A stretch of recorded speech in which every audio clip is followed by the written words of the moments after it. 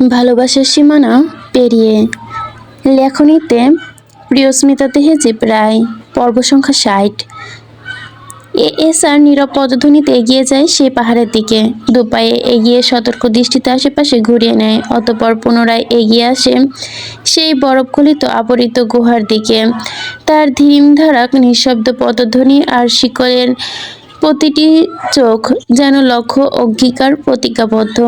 সে মৃত হ্রদ পার হয়ে পৌঁছে যায় বরফে ঢাকা শতবর্ষী পুরনো গুহার সামনে। সে অলপরা স্বেচ্ছাতে পিচ্ছিল গুহাটা প্রথম দর্শনে যে কারো মনে সন্দেহ লাগবে না, তবে যে চেনা সে তো ঠিকই চিনবে। এএসআর জানে এসবই চোখের ভ্রম, এখানে এক পা ভুল মানে সাংঘাতিক মৃত্যু। সে ডান হাত উঠিয়ে ধীরে স্পর্শ করে পাথরে, সাথে সাথে একটা শিরশিরে ঠান্ডা কম্পন অনুভূত হয় তার শরীরে। সে চোখ বন্ধ করে লম্বা শ্বাস টেনে নেয়, অতঃপর চোখ শুরু করে তাকায় পাথরের এবড়ো থেবড়ো পাহাড়ের দিকে। সেখানে কিছুটা বরফ লাগানো। এএসআর সেখানে তর্জনী আঙুল ছুঁতেই দেখতে পায় সেটা আসল না, বরং আপাত দৃষ্টিতে ভ্রম সৃষ্টিকারী লিকুইড নাইট্রোজেন সৃষ্ট কৃত্রিম বরফ।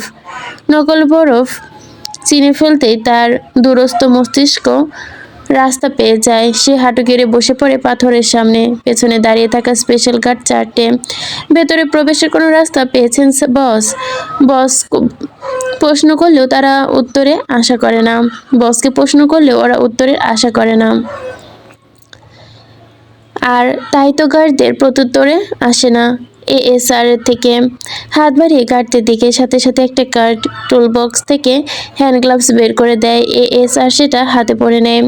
নকল বরফগুলো সরাতে সরাতে চোখ পড়ে হিমের অন্তরে লুকিয়ে থাকা ধূসর বৃত্তাকার রেড বাটনের ওপর।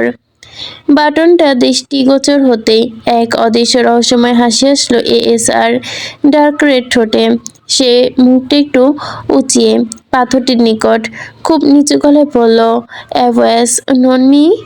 তার ঠোঁটে উচ্চারিত তিনটি শব্দই মিশে যেন বৃত্তাকার কোনো কিছু। বৃত্তাকার সরে গিয়েই ভেতর থেকে উঠে আসে এক অস্পষ্ট নীলচে আলোর রেখা।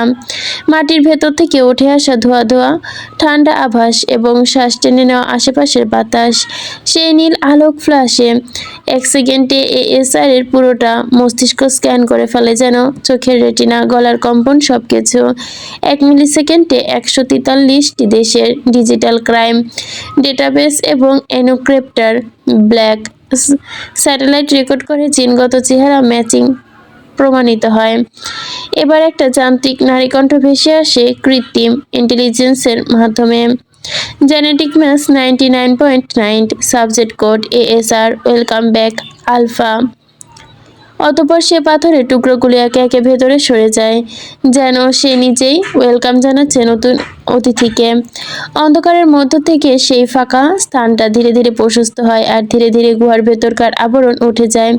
ভেতরের সামনে উন্মুক্ত হয় সকল চিত্র। সামনে ধোয়া ধোয়া আলোয় দেখা যায় মেটাল আর কাচের এক সুড়ঙ্গ।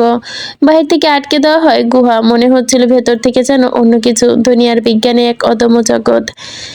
আর বসা থেকে উঠে দাঁড়ায় এএসআর সেটা হাতে নেয়, একটা রিভলভার। গার্ড জ্যাকসন তার দিকে এগিয়ে দেয় একটা। বাঁকা হেসে LFIR টিটোশন PT সিরিয়াস CCTV ক্যামেরার দিকে। 1 সেকেন্ডের ব্যবধানে ক্যামেরার দিকে রিভলভার তাক করে টিকার চেপে দেয়। সাথে সাথে চূর্ণ বিচূর্ণ হয় হাইলাইট ক্যামেরাগুলো। তারপর ধীরে ধীরে পা এগিয়ে ভেতর দিকে চলে। তারপর যত ভেতরে প্রবেশ করে তত নিঃশ্বাস ভারী হয়ে ওঠে, যেন চারপাশটা দেখে। এটার ভেতরে স্পেশাল সাধারণত গুহা না, বরং তার 15 থেকে 20 গুণ বেশি হিউজ। এই হিউজ আকৃতির রিসার্চ সেন্টার দেখে মনে হচ্ছে সুপরিকল্পিতভাবে একটা নির্মাণ কাজ এখানে চলেছে। ভেতরে প্রবেশ করতে সামনে কিছুদিন এগোতেই প্রথমে চোখে পড়ে কানাডিয়ান মিলিটারি রিসার্চ ল্যাবরেটরি, যার সেন্টারের ভেতরে থেকে রিসার্চের হাই প্রোটেকশন দিচ্ছে। এএসআর সতর্কভাবে আরো কিছুটা দূর এগিয়ে আসে। দেখতে পায় একই জায়গা থেকে চতুর্দিক থেকে বেরিয়ে আসছে বিল্ট ইন মেটাল করিডর। প্রত্যেকটা করিডোরে 10 থেকে 15টা sound proof glass chamber add করা। এরপর সাইবার ডোর, চারপাশে নরম সাদা আলো জেনেটিক ম্যাচিংয়ে ফ্লুরো এলাকায় অসহ্যকর রকম ভারী করে তুলেছে। এএসআর থেমে যায়। তার নৈসর্গিক শিকার চোখে চারপাশটা দেখে নেয়, একবার আঁচ করতে পারে তার ষষ্ঠেন্দ্রিয় কয়েক মিলিসেকেন্ডে বুঝে নেয় দলের পেছনে তাদের ঠিক 37 মিটার দূরত্বে হেঁটে আসছে 5 জন মিলিটারি কমান্ড। তাদের হাতে আছে AK-47। তারপর কয়েক সেকেন্ড আশপাশ দেখে নীরব হয়ে যায়। হঠাৎ দ্রুত বেগে ছুটে আসে একটা বুলেট, নিঃশব্দে ঢুকে যায় সচরে মগজের ভেতর। কয়েক মিলিসেকেন্ডের মধ্যে অতর্কিত ঘটনা ঘটে যায় কিছু একটা, যা চোখের সামনে লুটিয়ে পড়ে অসহযোদ্ধী নিথর দেহ। রিসার্চ সেন্টারে অপরিচিত কেউ ঢুকে পড়েছে বুঝতে পেরে তৎক্ষণাৎ সতর্ক হয় 4 জন। কভার দেয়। Intruder spotted something inside the research centre. Take over everything, hide now. Whole the hall, did it great it, lock everyone guard now. কিন্তু এত কিছু ভাবার সময় আর থাকে নাকি? আড়াল থেকে গুলি ছুটতে শুরু করলো। ধাতব করিডর কেঁপে সোলজারদের গুলির শব্দে রিসার্চ সেন্টারে কেউ প্রবেশ করতে বুঝতে পারে। ইমার্জেন্সি সাইরেন বেজে ওঠে। চারপাশে লাল আলো আভায় ঢেয়ে যায়। চেম্বারগুলো অটোলক হয়ে যায়। দৌড়ে আসে সোলজাররা। এএসআর সহ 4 গার্ড পেছনে ঘুরে দেওয়ালের পাশে লাফিয়ে পড়ে। এএসআর নিঃশব্দে এগিয়ে আসে সোলজারদের পেছনে, হাত মুঠো হওয়া তার চকচকে ব্লেড বুট থেকে সেটা তুলে নেয়। গলার রগে টান বসায় সোলজারদের। আর কয়েক সেকেন্ডের মধ্যে সাইলেন্সার গানগুলো তুলে আরেক সেনার কপালে ঠস ঠস। মাথা উল্টে পড়ে যায় সে। সেকেন্ড কয়েকের মধ্যে 20 থেকে 25 জনের নিথর দেহ ফেলে দেয় এএসআর আর তার গার্ডগুলো। রিসার্চ সেন্টারে সিকিউরিটি যত সেনা ছিল সকলকে খুন করে নিঃশব্দে মৃত লাশগুলোর দিকে এএসআর ঠোঁটের কোণে ভয়ঙ্কর হাসি নিয়ে তাকায়। যত বেশি ভয়ঙ্কর মৃত্যু তত বেশি সেলফ স্যাটিসফ্যাকশন। প্রিয়তার পর যদি কোনো কিছুতে তীব্র আকর্ষিত হয় সে, তা হলো হিউম্যান হ্যাটিং।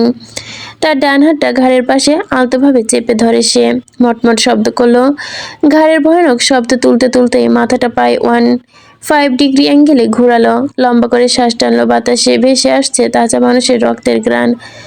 আরো আরো রক্ত দেখার জন্য ব্যাকুল হয়ে উঠেছে যেন তার প্রতিশোধ স্পৃহা।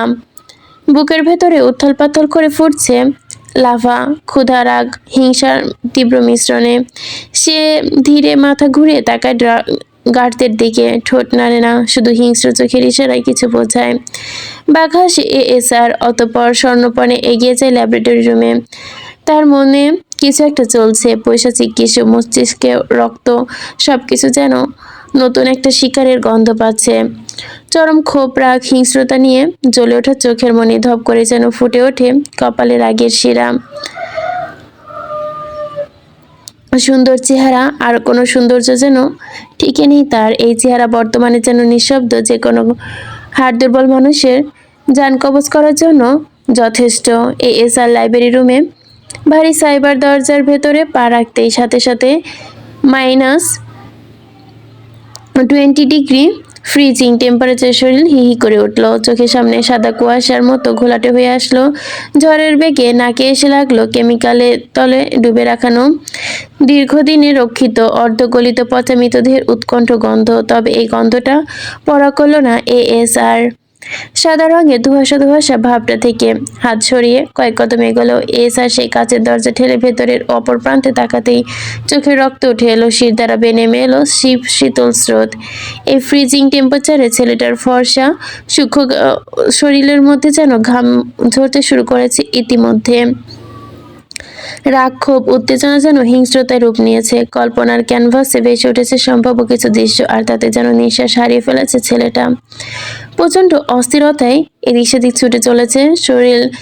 জড়িয়ে রেপটে থাকা কালো শার্টটা ঘামে ভিজে গেছে ইতিমধ্যে। এই মানুষটা আর এএসআর এর মধ্যে অনেক পার্থক্য। এক মুহূর্ত গলে যেতে পারে, পাগলের মতো উন্মাদ হতে পারে এমন অবস্থা। বহু বছর প্রেম পিপাসায় তৃষ্ণার্ত, ভীষণ দুর্বল একজন মানুষের জীবনে সে তার প্রেয়সী ছাড়া আর কাউকে কিচ্ছু কোনোদিন কখনো চায়নি। আর তার আকাশের সম হিংস্রতা, সবকিছু তার জন্যই ফিকে, কিন্তু সে সেটাই পায়নি।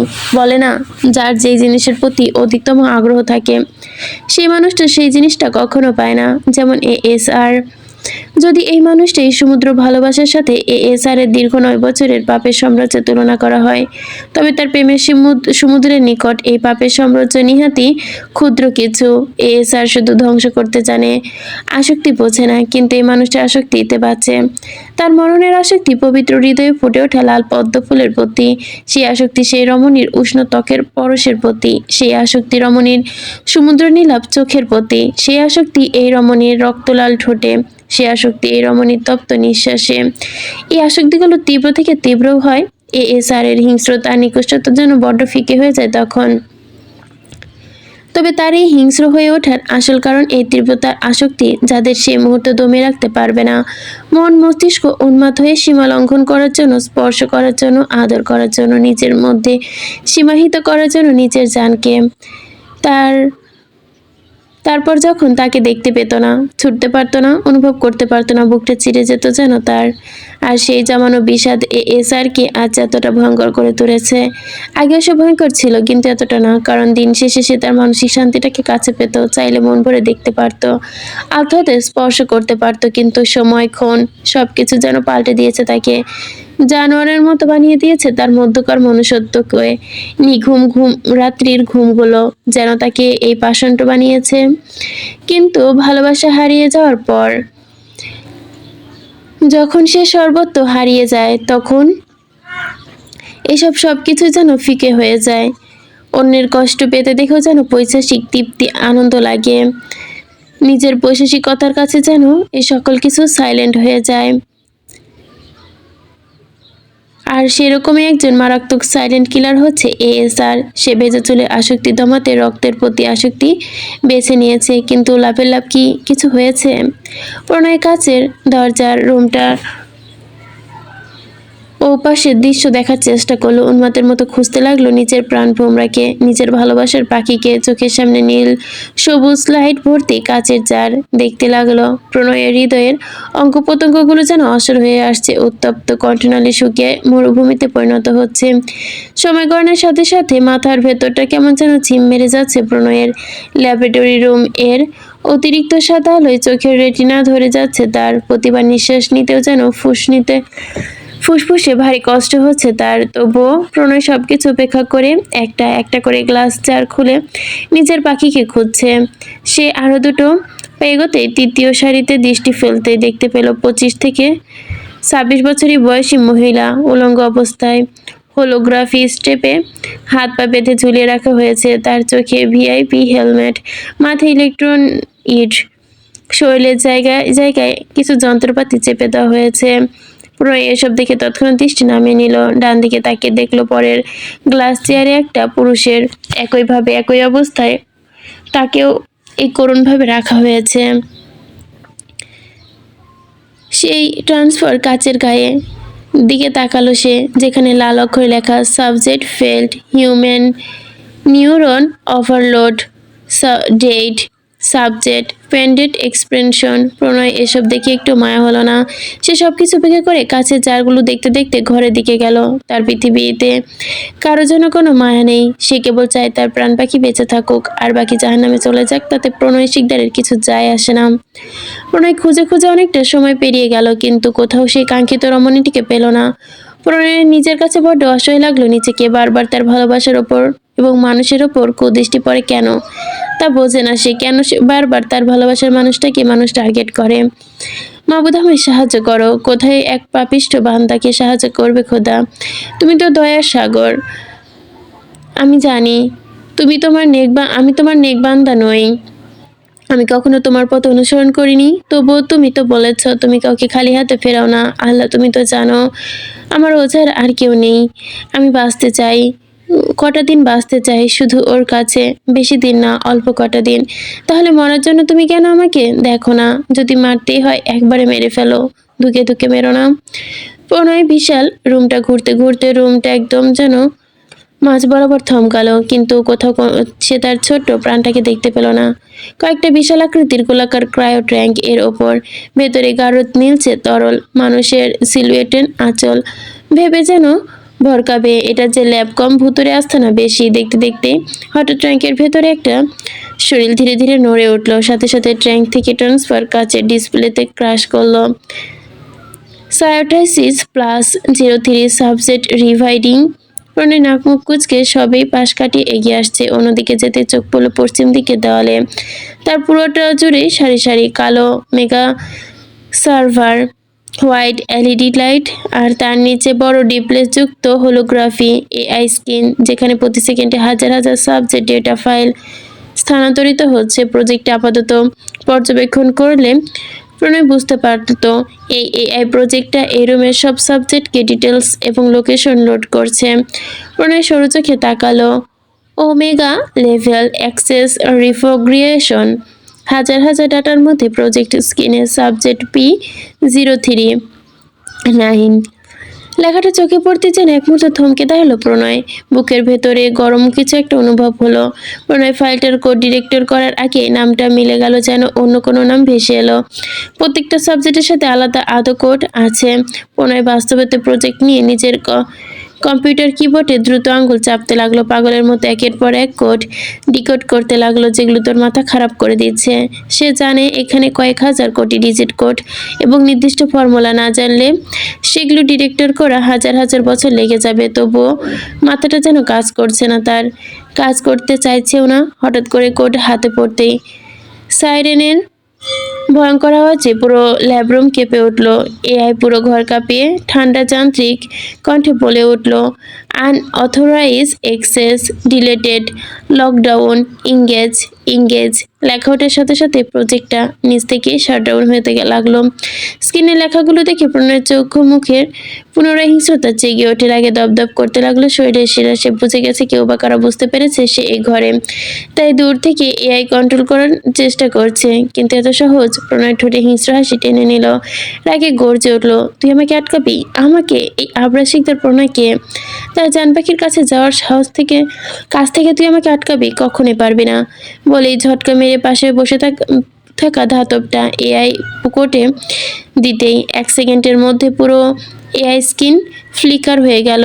ইনফিনিটিং pro matrix overrided individual initiate inaction artificial engineer.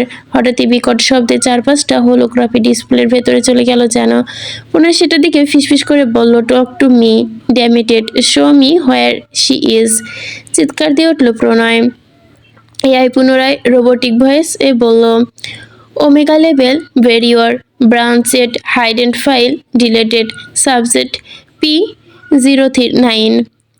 প্রণয় ফাইলটা দেখতেই নিজের কানে লাগালো। এয়ারপড থেকে এলো যেন জাভেদের আতঙ্কিত মিশ্র কণ্ঠ। জাভেদ এক প্রকার কান্না করে দিয়ে বলল, প্লিজ স্যার, এখন এখান থেকে বেরিয়ে আসুন। সব লিক হয়ে গেছে স্যার। কানাডিয়ান সরকার জেনে গেছে আপনি, মানে এএসআর এই রিসার্চ সেন্টারে আছে। শত শত পুলিশ মিলিটারির বাহিনী ছুটে আসছে। আপনি প্লিজ পালান। এমন সময় জাভেদের এসব কথা প্রণয়ের যেন আগুন ধরিয়ে দিল। ক্রোধে ফেটে পড়ল মস্তিষ্ক। সে জাভেদকে অকথ্য ভাষা কয়েকটা গালি দিল। প্রণয় ফাইলটা ওপেন করতে সাদা স্ক্রিনে ভেসে উঠল ফাইল PO3। তার সব biodata, brain weighted torch, cryo আর ফ্লাকেশ। সাথে সাথে এআই এর সাথে অদ্ভুত একটা শিফট হলো। প্রণয় সেটা ছুতেই পুরো রুম সবুজ আলো ছড়িয়ে গেল। মেঝেতে সমস্ত ভয়ঙ্কর গর্জন যেন একসাথে মাটি কাঁপিয়ে ধাতব প্যালেনটা সরিয়ে দিতে লাগলো। প্রণয় ভয়ঙ্কর নয়নে তাকিয়ে রইল সেদিকে। তার হৃৎপিণ্ড জোরে জোরে বিট করছে। এখনো কয়েক সেকেন্ডের মাঝে যেন তার দুনিয়াটা অন্ধকারের মাঝে নিমজ্জ হয়ে গেছে। কিছু ভাবতে পারছে না প্রণয়, কি হচ্ছে তার সাথে, কেনই বা হচ্ছে এমন। প্রণয়ের চোখে জল জল করছে সব। সে দৌড়ে গিয়ে এলিভেটরে উঠে এলো। এলিভেটের দরজার স্কিল সাথে সাথে এলিভেটের নিচ থেকে ডুবতে লাগলো যেন। প্রণয়ের চোখের সামনে তার চারপাশের দেওয়াল যেন ট্রান্সফরমার হতে লাগলো। সে নিচে নামার সাথে সাথে দেখতে পেল বিশাল এক আন্ডারগ্রাউন্ড ক্রোটোভল্ট, যার শত শত ক্যাপসুল, যার আর মাঝে শত শত অপরিচিত মানুষ। কেউ তরলে ডুবে, কেউ বা ঝুলছে, কেউ এলিভেটর থমকে রয়েছে। পাগলের মধ্যে সবগুলো ক্যাপসুল জার দেখতে লাগলো প্রণয়। তার সর্বাঙ্গে যেন বিদ্যুৎ খেলে যাচ্ছে। ক্যাপসুল জারে ট্রান্সফার গ্লাফের মধ্যে গিয়ে সাবজেক্ট P09 ক্লোসিলেস হেইটার রেড সার্টিব্লেল oxygen level 320, oxygen level 9.91%, point directed.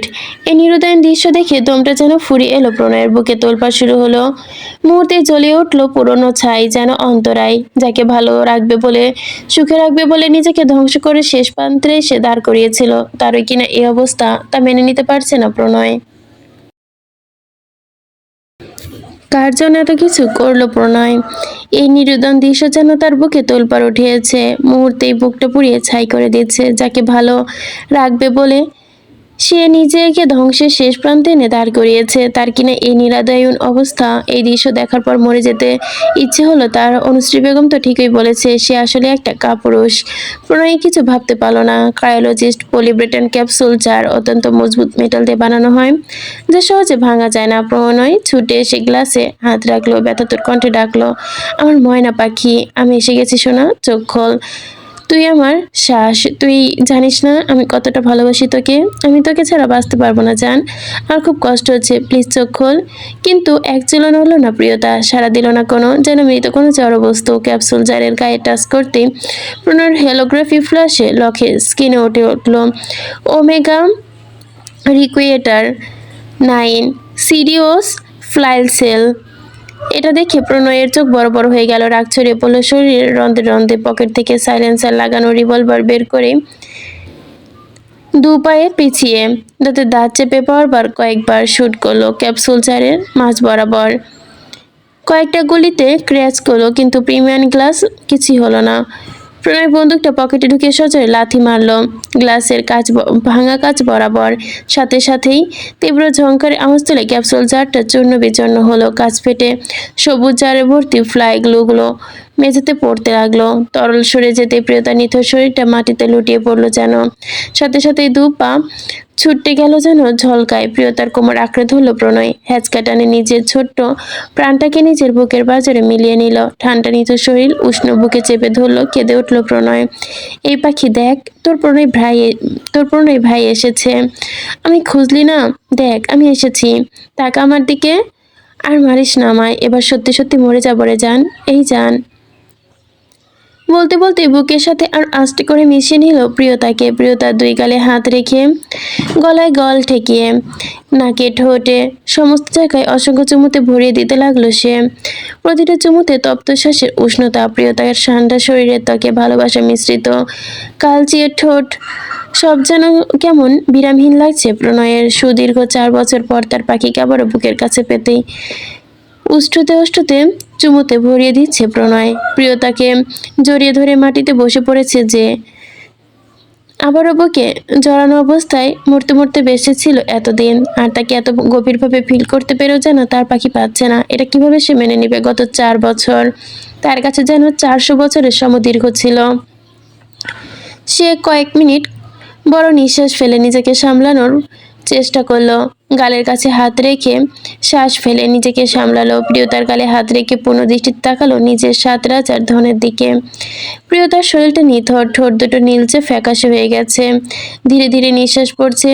প্রণয় আরেক দফায় প্রিয়তাকে চুমুতে ভরিয়ে দিল। অনুভব করলে এখানে বেশ কিছুক্ষণ থাকা কঠিন, যে কোনো সময় পুলিশ চলে আসবে। তাই প্রণয় দ্রুত বসা থেকে উঠে পড়ল। প্রিয়তার ছোট্ট কোমল দেহটাকে নিজের ভরে অস্তিত্বে নিয়ে ত্যাগ করল স্থান। সব সময় প্রবাহিত হচ্ছে, সময় কেটে গেছে যেন আরো 10 ঘন্টা। এই সময়ের মধ্যে তোলপাড় শুরু হয়ে গেছে কানাডা সহ গোটা বিশ্বে। ভর্টেক্স ফলস এর খবর ছড়িয়ে পড়েছে দাবানলের মতো। ইতিমধ্যে জাতিসংঘের জরুরি ঘোষণায় ডাকা হয়েছে বিশ্বের সবচেয়ে বড় global emergency security band meeting.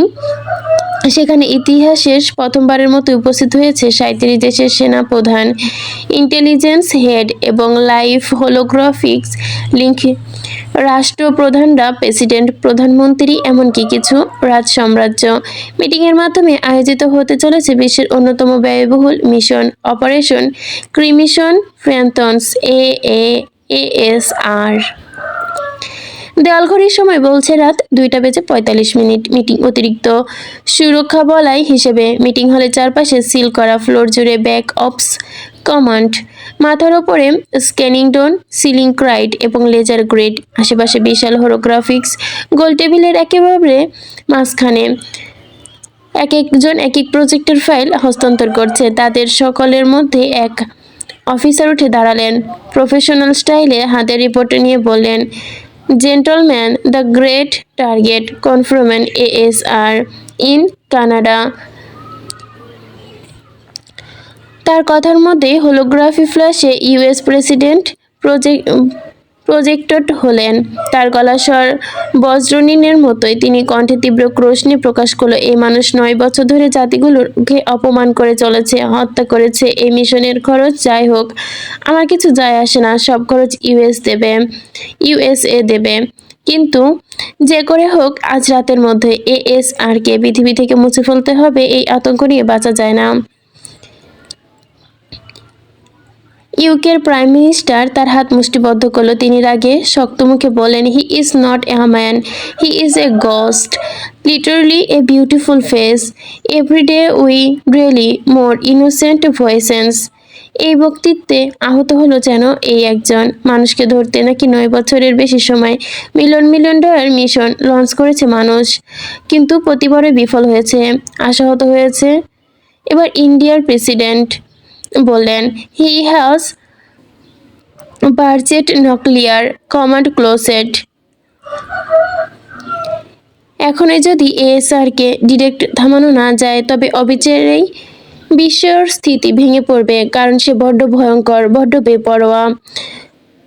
বিষয়গুলো শুধু নারী পাচার, শিশু পাচার আর গণের মধ্যে সীমাবদ্ধ নেই, আরও অনেক কিছুর মধ্যে জড়িত সে, তাকে ছাড়াই যাবে না। কিন্তু তার আগে আমাদের তাদের লোকেশন ডিটেক্ট করতে হবে, জানতে হবে সে বর্তমানে কানাডার কোথায় আছে। তার হাত থেকে ইমিডিয়েটলি উদ্ধার করতে হবে হারিয়ে যাওয়া সায়েন্টিস্টদের। ইমিডিয়েটলি উদ্ধার করতে হবে 15 বছরের মিলিয়ন ডলারের তৈরি চিপ, ফাইল আর পেন ড্রাইভ, ডকুমেন্ট, সব কিছু। ওনার কথার মাঝে হঠাৎই আর্টিফিশিয়াল ইঞ্জিনিয়ার অফিসার দাঁড়িয়ে বললেন, একটা ক্লু ডিটেক্টর করা হয়েছে 8 ঘন্টা আগে ভ্যাটেক্স ফলসের ধ্বংসপ্রাপ্ত সেই গবেষণা ল্যাব থেকে। আমরা একটি উন্নত AI সিস্টেম উদ্ধার করেছি, কন্ডেট নেম নিউরন এক্স।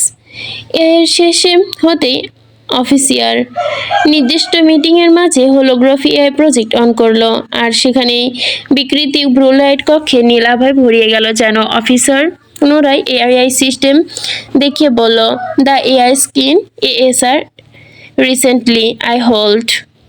পরিচয়, গতিবিধি, দুর্বলতা, এজ অ্যান্ড এভরিথিং, সব কিছু এটাতেই আছে। এটা শুনে উপস্থিত সবার চোখ যেন চক্ষু চড়ক গাছ, চোখ চকচক করে উঠলো সবার। তাহলে অ্যানালগ করো আর দানবের আত্মপর্যন্ত সামনে তুলে ধরো।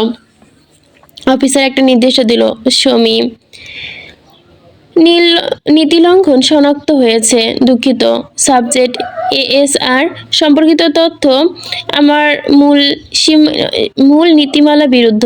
ইন্ডিয়া প্রাইম মিনিস্টার রেগে বলল, আমি নির্দেশ দিচ্ছি, দেখো আমাদের। AI শীতল যান্ত্রিক স্বরে বলল, ASR ওমেগা লক এর অধীনে শ্রেণীবদ্ধ, লাইভ স্ক্যান অথরেকশন ছাড়া কোনো তথ্য প্রকাশ অননুমোদিত। একথা US প্রেসিডেন্ট রাগে ফেটে পড়লেন, মৃদু চিৎকার করে বললেন, means we have this date but can not access it. AI পুনরায় যান্ত্রিকভাবে বলল, নিশ্চিত। সাবজেক্ট ASRকে রিয়েল টাইম স্ক্যান করতে হবে, তৎক্ষণাৎ পর্যন্ত অ্যাক্সেস অস্বীকৃত। AI এর জবাবে ইউকে প্রাইম মিনিস্টার রেগে টেবিলের ওপর চাপড় মারলেন, ওভাররাইড করো, দরকার হলে এই AI ভেঙে ফেলো, তবু আমায় জানতে হবে তার সম্বন্ধে, তাকে দেখতে চাই, কে সেই মানব। সেই নির্দেশনা অনুযায়ী বিশ্বের উন্নতমানের একজন হ্যাকার দ্বারা AI সিস্টেম হ্যাক করার চেষ্টা করা হলো। হ্যাকার কোডগুলো ডিকোড করতেই AI হঠাৎই লাল আলো ফ্ল্যাশ করলো, বিপ বিপ ওয়ার্নিং দিতে দিতে সতর্কতা বার্তা, অনুমোদিত, ওভাররাইড শনাক্ত, প্রোটোকল চালু হচ্ছে বলে স্ক্রিনের সব ডেটা হঠাৎ নিচ থেকে অন্য ফাইলে এনক্রিপ্ট করে ট্রান্সফার হলো। ফাঁকা হয়ে গেল AI সাদা স্ক্রিন, কারণ এটা উন্নত মানের একটি AI। কখনো নিজের নীতিমালার বাইরে সে কাজ করে না, কোনো দেশ মানে না, কোনো সরকার মানে না, কোনো পাওয়ার মানে না। সে চলে নিজের নীতিমালায়, তার মধ্যে যা প্রোগ্রাম আছে সেটা তার নিজের নিয়ন্ত্রণ মাফিক। এখন যেমন AI এএসআর তার কাছে একটি হোলকি প্রজেক্টর সাবজেক্ট। এএসআর এর ইনফরমেশন অ্যাক্সেস করার একটাই উপায়, ASR real time screen authentication. ASR এর তথ্য এআই শুধু এএসআর কে দিবে, অন্য কাউকে দিবে না। একজন অফিসার আতঙ্কে চিৎকার করে উঠল, স্যার, এআই নিজে থেকে লক হয়ে গেছে এবং এএসআর এর সব ডাটা কোয়ান্টাম লকড ভোল্টে শিফট করেছে। মিটিং রুমের ভেতরে পিনপত নীরবতা, রাষ্ট্রপ্রধানদের মুখে নেমে এলো ক্রোশ। এতক্ষণে সব শুনে চুপ করেছিল কানাডিয়ান প্রেসিডেন্ট। এবার তিনি ঠোঁটে একটি ক্ষোভ আঁকা হাসি ঝুলিয়ে বললেন, রিল্যাক্স গাইস, এআই কিছু না বললে না বলুক, তবে আমার কাছে এমন একটা ইনফরমেশন আছে যা থেকে এআই না বললেও এএসআর বাধ্য হবে নিজে থেকে আমাদের হাতে ধরা দিতে। এবার তারা তার দিকে তাকালো। কানাডিয়ান প্রাইম মিনিস্টারের কথা উপস্থিত সকালে চোখে সূক্ষ্ম ভাঁজ, সকলে কৌতূহল নয়নে তাকিয়ে আছে তার দিকে। প্রেসিডেন্ট কিছু বলছে না। এরপর কি কথোপকথন হলো সেটা আর বোঝা গেল না। চৌধুরী ম্যানশন। মেহজাবিন চৌধুরী আর সাজিদ সিকদারের অবস্থা আশঙ্কাজনক। কয়েক ঘন্টা আগে ওনারা বুঝতে পেরেছেন দুজনে গুরুতর অসুস্থ হয়ে পড়েছে। পরিস্থিতি বুঝতে পেরে দ্রুত পাশের ক্লিনিকে অ্যাডমিট করা হয়েছে তাদের। বিকাল গড়িয়ে সন্ধ্যা নামার সাথে সাথে দিনের আলো ফুরিয়ে এসেছে অনেকটা। বর্তমানে চৌধুরী ম্যানশনে প্রীতম শুদ্ধ ছাড়া আর কেউ নেই। সে তার হাসপাতালে, তবে যতটা টেনশনে আছে একেবারে সবাই অসুস্থ হয়ে পড়ছে। তাদের মধ্যে টেনশনের কোনো ছিটে ফোঁটা নেই যেন শুদ্ধর। তারা বর্তমানে বেশ খোশ মেজাজেই বসে আছে, খাচ্ছে, আয়েশ করছে প্রীতম আর শুদ্ধ। তারা যেন জানে কিচ্ছু হবে না, প্রণয় ঠিক তার রক্তজবাইকে নিয়ে ফিরে আসবে। প্রীতম আয়েশ করে গা দুলিয়ে বসে আছে, এলইডি স্ক্রিনে মনোনিবেশ করছে। তার বড্ড বইয়ের কথা মনে পড়ছে। বইয়ের বিরহে বড্ড মন পুড়ছে যেন। সে এতিম মুরগির বাচ্চার মতো হাই হুতাশ করছে। ধ্যাত বলে সামনে তাকালো। টিভির পর্দায় সংবাদে পাঠানো উত্তেজনা দমে রাখতে পারছে না। Breaking news. দর্শকবৃন্দ, আন্তর্জাতিক নিরাপত্তা সংস্থার সর্বশেষ তথ্য অনুযায়ী মাত্র ৮ ঘন্টা আগে কানাডার ধ্বংসপ্রাপ্ত ভলট ফলেসে ঘটে গেছে এক শীতল রক্তপ্রবাহের মতোই হিমকর ঘটনা। ওই হামলায় ৩০ জন এলিট সেনা নৃশংসভাবে নিহত হয়েছে এবং ১২ জন শীর্ষস্থায়ী বিজ্ঞানী রহস্যজনকভাবে নিখোঁজ হয়ে গেছে। চুরি হয়েছে কোটি কোটি ডলারের সমমূল্য গবেষণা পেপার, গোপন ডেটাবেস, সিকিউরিটি ফাইল। এ কাণ্ডে তদন্তকারীরা নিশ্চিতভাবে জানিয়েছে এর পেছনে রয়েছে কুখ্যাত সন্ত্রাসদলের মাথা এএসআর, যাকে গত ৯ বছর ধরে বিভিন্ন দেশের সরকার হন্যে হয়ে খুঁজে বেড়াচ্ছে। এমনকি ইতিমধ্যে তার নামে শতাধিক নারী পাচার, শিশু পাচার সহ আন্তর্জাতিক নাশকতার এবং বিলিয়ন থেকে ট্রিলিয়ন ডলারের ক্ষতির অভিযোগ আছে। এরপরও আবার নতুন করে উঠেছে নানা ঘটনা। তার নথিপত্র চালচলিয়ে দিচ্ছে যেন দেশ জুড়ে। আজ দুপুরে ভর্টেক্স ফলে ভয়াবহ ঘটনার পর জাতিসংঘ ডেকেছে ইতিহাসের সবচেয়ে বড় জরুরি বৈঠক। ঘোষণা হয়েছে অপারেশন ক্রিটিক্যাল ফ্যান্টস এএসআর, যা মানবিক ইতিহাসে বৃহত্তর এবং ম্যানহেস্ট মিশন। বিশ্বজুড়ে মিলিটারি ডিপ্লয়মেন্ট শুরু হয়েছে, সীমান্তর সব সিল মারা হয়েছে, আকাশে নজরদারি চলেছে। এবার মোটামুটি সকলেই আশাবাদী। এতদিনের অপেক্ষার পর ঘাতক নিশ্চিত ধরা পড়বে। এই ভয়ঙ্কর নিউজ শুনে যেন মুক্তিত হয়ে গেল প্রীতমের। সে একটা পপকর্ন মুখে ঢুকে ব্যঙ্গ করে বলল, বাল ছিঁড়ে তাল তুলে তুলে নিয়ে যাবে। শুদ্ধ ধোয়া ওঠা কফির মগে চুমুক দিয়ে প্রীতমের পাশে এসে বসলো। প্রীতমের অবস্থা দেখে বাঁকা এসে বলল, কি শালা বাবু, টুরা সাপের মতো এমন ফুসফাস করছিস কেন? প্রীতম ফুস করে নিঃশ্বাস ছাড়লো, হাই তুলে বলল, বউটা মোর পাশে নাই, তাই আমার কষ্ট হচ্ছে রে। সবকিছু বড্ড পানসে পানসে লাগছে জামাই বাবু। এই দুধ ছাড়া দুধ চায়ের মতোই, পানি ছাড়া পান্তা ভাতের মতো, মাছ ছাড়া মাছের ঝোলের মতো, এরই মতোই। আহা কি কষ্ট আমার। ঠোঁট কামড়ে হাসলো শুদ্ধ। প্রীতম তৃপ্ত পেল হাসিতে যেন। এবার এক বাচ্চার পর আরেক বাচ্চার বাপ হতে চলেছিস, এখনো বুঝেন না জামাইবাবু? আসলে বিয়ের পর বউ ছাড়া একা থাকা যে কতটা কষ্টের। শুদ্ধ কণ্ঠে আফসোস মিশে বলল, আহা আল্লাহ, আমাদের মতো নাতানদের দেখে না কেন? ছোট ভাই এক এক করে 2 বাচ্চার বাপ হয়ে গেল, অথচ আমি আধবুড়ো হয়ে এখনো বউয়ের জন্য হাপিত্তেশ করে যাচ্ছি। এবার শুরু হলো তোর বোনকে এবার শুধু তোর বোনকে নিজের করে নেই, তারপরে 33 বছরের ঝাল একসাথে মিটিয়ে নেব। প্রীতম নাটকীয় কণ্ঠে বলল, আস্তাক ফিরল, এগুলো কি বলছো জামাইবাবু? আমি আপনার বড় সম্বন্ধী। শুদ্ধ প্রীতমের নাটক দেখে ভুরু বাঁকিয়ে বলল, আমার সাথে ভণ্ডামি করো না সম্বন্ধী। আমার জায়গায় আপনাকে যদি 33 বছর ভার্জিন থাকতে হতো তাহলে বুঝতে পারতে মজা কেমন লাগে। শুদ্ধের কথায় ফিক করে হেসে উঠল প্রীতম, অসহ্য কণ্ঠে বলল, অসম্ভব, আমি বোঝার একদিনও থাকতে পারি না। বউকে বুকে নিয়ে ঘুমাতে না পারলে ঘুম আসে না। ফিরে যাবি? আর এদিকের ব্যাপারটা? প্রীতম পুনরায় বড় একটা হাই তুললো, ওইসব চিন্তা করো না তো, এসব নিয়ে ভাবার কোনো টাইম আমার নেই। প্রীতমের তো টেনশন ফ্রি দেখে বাঁকা আসলো শুদ্ধ রসময় কণ্ঠে বলল, তুই একটু বেশি নিশ্চিন্ত হয়ে যাচ্ছিস না? হতেও তো পারে ধরা পড়ে গেল, তখন কি করবি? শুদ্ধের কথায় গা ঝাড়া মারল প্রীতম। রিমোট দিয়ে চাইলেন পাল্টাতে পাল্টাতে ডোন্ট কেয়ার ভাব নিয়ে বলল, ভাইয়া তুমি কখনো কুকুরকে বাঘ শিকার করতে দেখেছ? সে যে প্রজাতির কুকুরই হোক, ওদের কাজ ঘেউ ঘেউ করা, আর এই পর্যন্ত সীমাবদ্ধ। প্রীতমের কনফিডেন্স দেখে হাসলো শুদ্ধ। প্রীতম পুনরায় দ্বিগুণ আত্মবিশ্বাস নিয়ে বলল, আমাদের খানদান সম্পর্কে তোমার কোনো ধারণা নেই ভাইয়া। আমাদের বংশের পুরুষ নয় হিংস্র জন্মায়, যে কোনো আদেশ মানে এই যে কারো আদেশ মানে না, সে সবাইকে আদেশ করতে পছন্দ করে। আর তুমি কিনা আমাদের ভেড়ায় ভয় দেখাচ্ছ?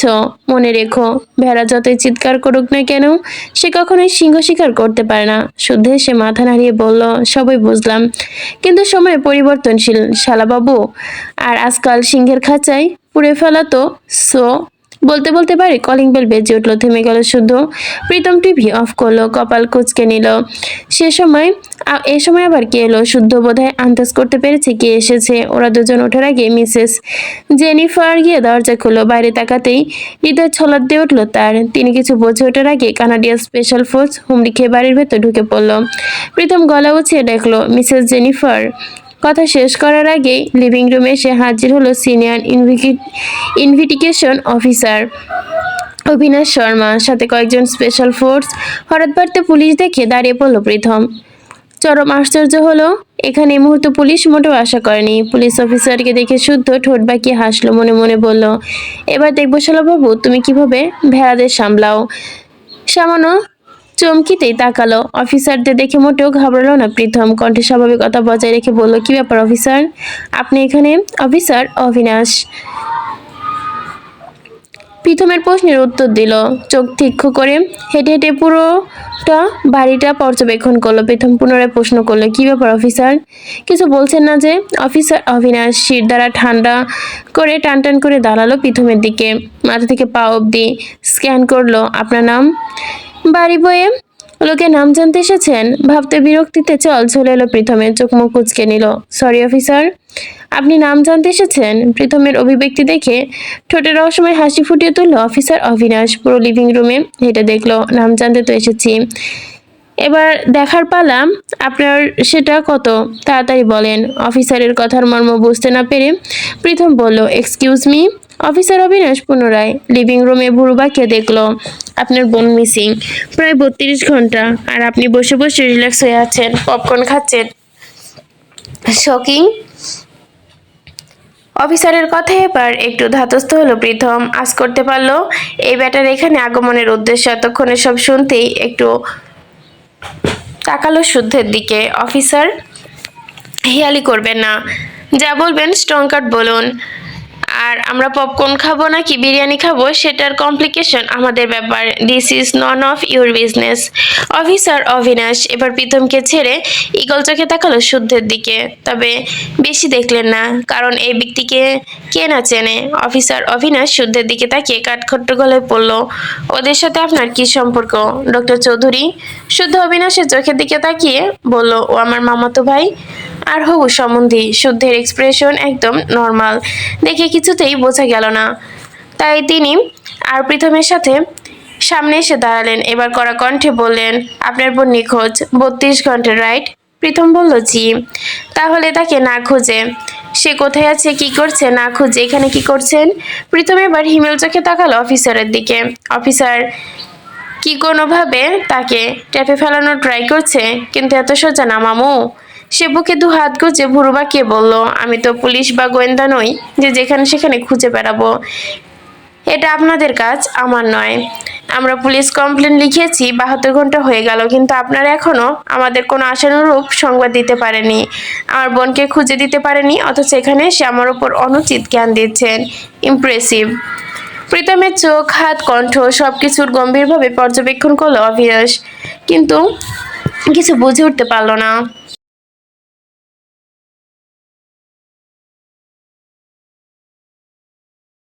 অবিনাশ আরও এক ধাপ এগিয়ে এসে বলল, আপনার বোন কোথায়? আমরা জানতে পেরেছি। একথা শুনে প্রীতমের শীতলতা যেন মিলিয়ে গেল, চোখ মুখে উত্তেজনা ফুটে উঠল, কোথায়? অবিনাশ শীতল চোখে তাকালো। এই উদ্বেগটাই আসল না নকল তা বোঝার চেষ্টা করলো। আপনার বোনকে 32 ঘন্টা আগে অপহরণ করা হয়েছিল, আর অপহরণ করেছিল একদল সায়েন্টিস্ট। বিগত 10 ঘন্টা আগে আপনার বোনকে অপহরণ করেছে বিশ্বের অন্যতম পাওয়ারফুল গ্যাংস্টার এএসআর। এখন আর বোনকে বাঁচার কোনো সম্ভাবনা আছে কিনা বলা যাচ্ছে না। অফিসারের কথা যেন আকাশ ভেঙে পড়ল। প্রীতমের মাথাগুলো ঘুরে গেল, মুহূর্তে ছুটে হাতের কবজি চেপে ধরল শুদ্ধ। অফিসার কান্না দিয়ে উল্টো দিকে প্রশ্ন ছুড়ল শুদ্ধ, সন্ধিহান কণ্ঠে বলল, আমার হবু স্ত্রীকে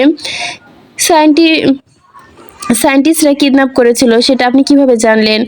আর এখন যখন ভয়েলেট ফয়েলসের গণহত্যার সায়েন্টিস্ট নিখোঁজ হলো, তার সাথে সাথে আমার হবু বউকে লিঙ্ক করতে চাচ্ছেন? কোথা থেকে কোথায় মেলাচ্ছেন অফিসার?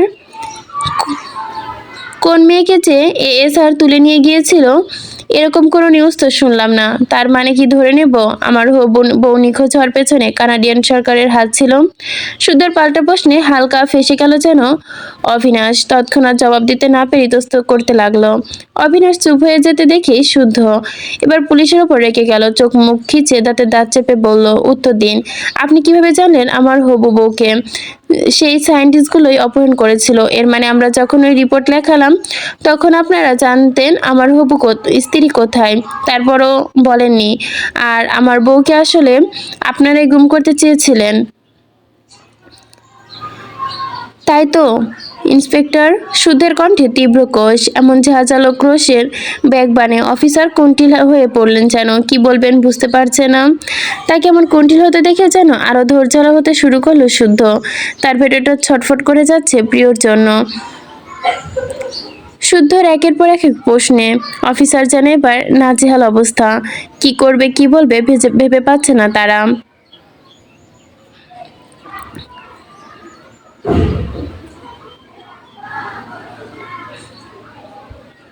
অফিসার অবিনাশ বেশ স্পষ্টভাবে বুঝলেন এই লোক অত্যন্ত দ্রুত, এর পেটের কথা মুখে কখন আসবে বলা যায় না। তাই সে শতভাগ নিশ্চিত এই পরিবারের সাথে এএসআর এর বড় কোনো সম্পর্ক রয়েছে, আর এএসআর পর্যন্ত পৌঁছাতে হলে এই পরিবারের মধ্যে পৌঁছাতে হবে, তবে খুব সাবধানে। তা অবিনাশ আর শুদ্ধকে বেশ ঘাটল না। প্রীতমের সামনে সোফায় বসে পড়ল। প্রীতমের চোখে চোখ রেখে, দেখুন মিস্টার শিকদার, আমরা এখানে আমাদের ব্যক্তিগত শত্রুতার যথার্থ করতে আসিনি। সরকার থেকে আমাদের যা নির্দেশ দেওয়া হয়েছে আমরা শুধু ততটুকুই পালন করতে এসেছি, তাই আপনাদের সহযোগিতা কামনা করছি। আমাদেরকে সাহায্য করুন, না হলে আপনাদের সম্মানহানি হবে। আমি শুনেছি আপনাদের পরিবারে নাকি অনেক প্রভাবশালী। আমাদের মধ্যে যদি কাউকে থানায় যেতে হয়, তাহলে সেটা কোনোভাবেই আপনাদের সম্মানের জন্য ঠিক হবে না। অবিনাশের কথার ধরনে মুষ্টিবদ্ধ হয়ে গেল শুদ্ধের হাত, রক্তগুলো যেন চিরবিরিয়ে উঠল। প্রীতম সন্ধিহান নজরে তাকালো অফিসারের দিকে, যে বেশ বুঝতে পেরেছে এই লোক অত্যন্ত চালাক। আর হবেই বা না কেন? কাঁধের ওপরে 5টা স্ট্রাইপ করা মুখ দেখিয়ে বলল। অবিনাশ টেবিলের ওপরে কলমদানি থেকে একটা পেন্সিল তুলে নিল, সোফায় আরাম করে বসে পেন্সিল ঘোরাতে ঘোরাতে বলল, তাহলে বলুন আপনার নাম? প্রীতম আর কোনো বিরোধিতা ছাড়াই বলল, প্রতীক শিকদার প্রীতম। স্থান বাংলাদেশ। আপনার পরিবারে কয়জন সদস্য? 27 জন। 27 জনের সংখ্যা শুনে কপাল কয়েকটা শুকো ভাঁজ ফেললো যেন অবিনাশ। সে চাপা আশ্চর্যতা প্রকাশ করে বলল, এত বড় পরিবার? জি, আমাদের যৌথ পরিবার। আমার বাবা, কাকা, ভাই, বোন সবাই একসাথেই থাকি। অবিনাশ বোঝার ভঙ্গিতে বলল, বুঝলাম। তা আপনার পরিবারে কে কে আছে? প্রীতম চরম বিরক্তি নিয়ে, টিকুচি গোষ্ঠী বলতে হবে নাকি এখন? কিন্তু কি আর করার আছে? সে মনের কাছে বিরক্তিটা ফিকে করে বলল, আমার বাবা চাচারা 4 জন। আমার বড় চাচার 5 সন্তান, মেজো চাচার 4 সন্তান, আমার বাবার 2 সন্তান, আর আমার ছোট চাচার 3 সন্তান। আমার মা চাচিরা 4 জন। আমার স্ত্রী আর আমার 2 ভাইয়ের আমার 2 ভাইয়ের স্ত্রী, আমার এক সন্তান আর আমার ছোট ভাইয়ের সন্তান। অবিনাশ বেশ মনোযোগ দিয়ে শুনলো সবগুলো কথা, তবে অভিব্যক্তি পরিবর্তন করতে পারল না। পুনরায় বলল, আচ্ছা এবার সবার নাম আর বয়স বলুন। আমিও তো দেখি সর্ষের মধ্যে আসল ভুট্টা ঠিক কোথায় লুকিয়ে আছে। ইন্সপেক্টরের বলার ধরনে হাত মুষ্টিবদ্ধ হয়ে এলো প্রীতমের। তবুও সাবধানতার সাথে বলল, বড় চাচুর 5 সন্তান। ওনার বড় ছেলের নাম আবরার শিকদার প্রণয়, বয়স 33। আমার বড় চাচুর মেজো ছেলের নাম রাজ শিকদার, বয়স 30। আমার বড় চাচুর ছোট ছেলের নাম হচ্ছে আহনাব শিকদার প্রেম, বয়স 29। আর বড় চাচুর মেয়ে একটা, তনুজা শিকদার প্রেরণা, বয়স 25। আমার বড় চাচুর ছোট মেয়ের নাম তনুজা শিকদার পরিণীতা, বয়স 23। আমার মেজো চাচুর বড় মেয়ের নাম প্রহেলিকা শিকদার, বয়স 31। আমার মেজো চাচুর মেজো মেয়ের নাম হচ্ছে প্রীতমা শিকদার পৃথা, বয়স 29। আবার মেজো চাচুর বড় ছেলের নাম হচ্ছে সমুদ্র শিকদার। মেজো চাচুর ছোট ছেলের নাম হচ্ছে অরণ্য শিকদার, বয়স 25। আমার আবুর ছেলে আমি, প্রতীক শিকদার প্রীতম, বয়স 31। আমার একমাত্র বোন, সে নিখোঁজ, তার নাম তনায়া শিকদার প্রিয়তা, বয়স 20। আমার ছোট চাচুর ছেলেমেয়েরা এখনো ছোট ছোট, তবুও বলি। আমার ছোট চাচুর বড় মেয়ের নাম থিরা শিকদার, বয়স 17। আর ছোট চাচুর ছোট মেয়ের নাম হচ্ছে তরি শিকদার, আর ছেলে হচ্ছে তন্ময় শিকদার, বয়স 12। আমার স্ত্রী ইয়ানা তাবাসসুম, বয়স 20। আমার বড় চাচুর মেজো ছেলে রাজ, তার স্ত্রীর নাম হচ্ছে পূর্ণতা চৌধুরী বন্যা, বয়স 31। আর আমার বড় চাচুর ছোট ছেলে, তার নাম হচ্ছে প্রেম, আর তার স্ত্রীর নাম হচ্ছে উস্মিতা রহমান উষা, বয়স 19। এই হচ্ছে আমাদের পরিবারের সকলের নাম এবং বয়স। এখন কি আমাদের দুধের বাচ্চার নামও বলতে হবে? প্রীতমের কণ্ঠে স্পষ্ট বিরক্ত আভাস পেল যেন অবিনাশ, তবে সেসবে শুরু করেছে। আমি আবরার শিকদার প্রণয় সম্পর্কে জানতে চাই। অবিনাশ উদ্দিষ্ট উচ্চারণ করলো বুক ফুলিয়ে। কেঁপে উঠলো যেন প্রীতম। শুদ্ধ সরু চোখে তাকালো প্রীতমের দিকে, মনে মনে বাঁকা হাসলো। এটাই আসল পরীক্ষা শালাবাবু। শুদ্ধ নির্লিপ্ত ভঙ্গিতে প্রীতমের পাশে বসে পড়ল। প্রীতম নিজের ভেতরে কাঁপা শতাংশ চেহারা প্রকাশ করল না, বরং ভয়ডর কণ্ঠে না এনেই বলল, আবরার শিকদার প্রণয় আমাদের সবার বড় ভাই, পরিবার এবং বংশের বড় ছেলে। আমাদের ফ্যামিলির বিজনেসে মানে এসকে গ্রুপের একজন ডিরেক্টর বড় দাদান। এছাড়াও বড় দাদানের একটি নিজস্ব কোম্পানি পিএস কর্প আছে। আমার বড় দাদানের শিক্ষাগত যোগ্যতা ঢাকা বিশ্ববিদ্যালয় থেকে MBA কমপ্লিট করেছে 8 বছর আগে 2021 সালে, আর অক্সফোর্ড বিশ্ববিদ্যালয় থেকে PhD কমপ্লিট করেছিল 5 বছর আগে মানে 2024 সালে, আর বর্তমানে তিনি ডেনমার্কে আছেন। অবিনাশ একটু বাঁকা হাসে। ASP। অবিনাশের কথায় সম্পর্ক না মিলে পাশ থেকে শুদ্ধ বলে উঠল, হ্যাঁ ASP। তাই অযথা উল্টাপাল্টা কথা গুলিয়ে দেবেন না। শুদ্ধের ঠোঁটের কোণ বাঁকালো যেন এবার, গাল চুলকালো। তা না হয় গুলিয়ে দিলাম না, কিন্তু জিনিসগুলো ভাবতে বড় আশ্চর্য লাগছে না? শুদ্ধ প্রীতম ভুরু বাঁকালো। অবিনাশ প্রীতমের দিকে তাকালো। আপনি বললেন উনি আপনাদের বড় ভাই। তাই আপনার স্ত্রী আছে, আপনার ছোট ভাইয়ের স্ত্রী আছে, এমনকি বাচ্চাও আছে, কিন্তু উনি এখন অবিবাহিত কেন? প্রীতম শীতল কণ্ঠে জবাব দিল, সেটা তো উনি ভালো বলতে পারবে যে উনি কেন এখনো বিয়ে করেনি। আচ্ছা, আপনার বোনের সাথে আপনার বড় দাদার সম্পর্ক কেমন ছিল? এই প্রশ্নে যেন হালকা হলেও প্রীতম ভড়কে গেল, গম্ভীর হলো, তবে স্বাভাবিক থাকার চেষ্টা করলো। অদ্ভুত প্রশ্ন, কেমন হবে? আমাদের সাথে যেমন। আসলে আমার বড় দাদানের অনেকটাই ছোট আমার বোন, ধরুন 13 থেকে 14 বছরের বয়সের ব্যবধান। বড় ভাই আর ছোট বোনের সম্পর্কটা কেমন থাকা উচিত, এটা আপনার কাছে আমার প্রশ্ন রইল। অবিনাশ মাথা দুলিয়ে চট করে উঠে দাঁড়ালো। আচমকা বেরিয়ে যেতে নিতেই ফের প্রীতম এবং শুদ্ধের দিকে তাকিয়ে ডেবিল হাসি এসে বলল, আবারও দেখা হবে মিস্টার শিকদার, আজ চলি, বলে আচমকা বেরিয়ে গেলেন। হঠাৎই এমন অদ্ভুত আচরণে ভেবাচাকা খেয়ে গেল প্রীতম। তবে শুদ্ধ আন্দাজ করতে পেরেছে বেশ বড়সড় কোনো দুর্যোগ আসতে চলেছে, কিন্তু যাই হোক, বন্ধুকে কিছুতেই হারাতে দেবে না সে।